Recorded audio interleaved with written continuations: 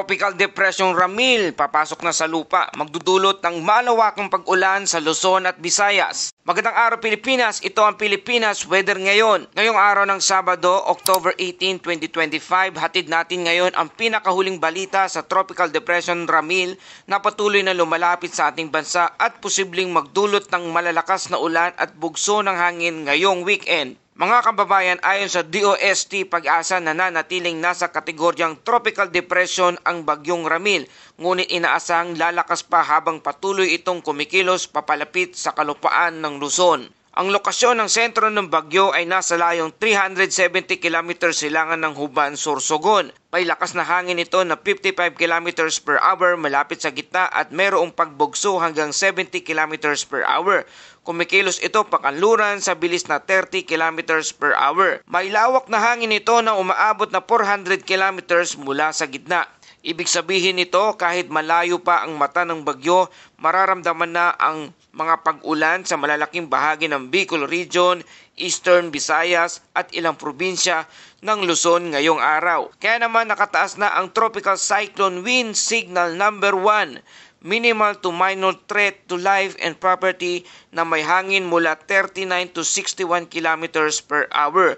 At narito ang mga lugar: Southern Cagayan, Isabela, Quirino, Nueva Vizcaya, Apayao, Kalinga, Mountain Province, Ifugao, Benguet, Ilocos Norte, Ilocos Sur, La Union, Pangasinan, Aurora, Nueva Ecija, Silangang Bulacan, Silangang Tarlac, Silangang Pampanga, Quezon, kasama ang Pulillo Island, Camarines Norte, Camarines Sur, Catanduanes, Albay, Sorsogon, Burias at Ticao Island. Sa Visayas areas naman, Northern Samar, hilagang bahagi ng Eastern Samar at Samar. Kung kabilang ang inyong mga lugar sa mga nabanggit, maging alerto po sa mga pagbugso ng hangin at posibleng pagtaas ng tubig sa mga dalampasigan. Huwag na munang pumalaot, lalo na ang mga maliliit na bangka. At para sa ating heavy rainfall outlook, batay sa Weather Advisory number 4, inaasahang magdadala ang bagyong Ramil ng malalakas na pag-ulan sa Bicol Region, Quezon, Aurora at Eastern Visayas.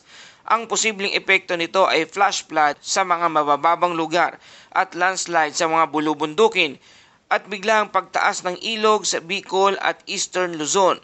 Kung mapapansin ninyo mga kababayan, halos kapareho ito ng sitwasyon noong bagyong Karding. Mabilis ang galaw pero malawak ang ulan, kaya kahit hindi direktang tumaan ng sentro, posibleng makaranas ng pagbaha. Kaya naman ang Pag-asa naglabas ng Storm Surge Warning number 4, minimal to moderate risk. Ang storm surge na aabot na 1 hanggang 2 metro sa mga baybaying dagat ng Albay, Aurora, Bataan, Camarines Norte, Camarines Sur, Catanduanes, Eastern Samar, Ilocos Norte at Ilocos Sur, Isabela, La Union, Marinduque, Masbate, Northern Samar, Pangasinan, Quezon, Samar, Sorsogon at Zambales. Sa mga kababayan nating nasa tabing dagat, huwag po munang lumapit sa shoreline para lang kumuha ng picture o video. Tandaan, kahit 1 metro lang ang taas ng alon, sapat na ito para tangayin ang isang tao. At narito ang ating Sea Condition Advisory. Rough seas up to 3.5 meters ang taas ng alon sa lugar ng Isabela, Aurora, Camarines Norte at Catanduanes. Moderate to rough seas na may alon ng 2 hanggang 2.5 metrong taas sa Ilocos Region, Albay,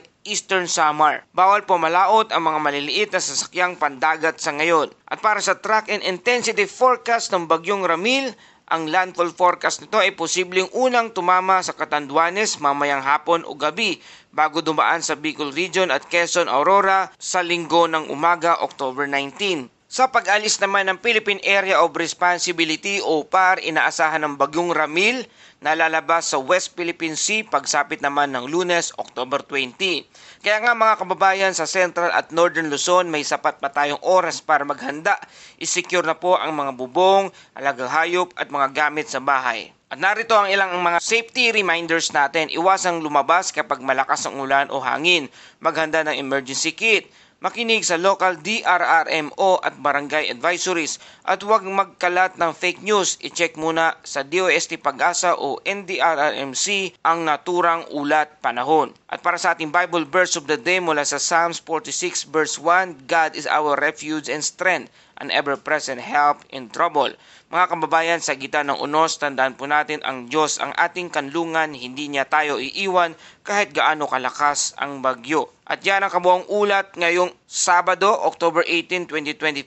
Patuloy tayong magbantay, magdasal at magtulungan. Ito po ang Pilipinas weather ngayon. Patuloy nagpapasalamat sa inyong walang sawang pagtangkilik at pagsubaybay dito sa ating channel.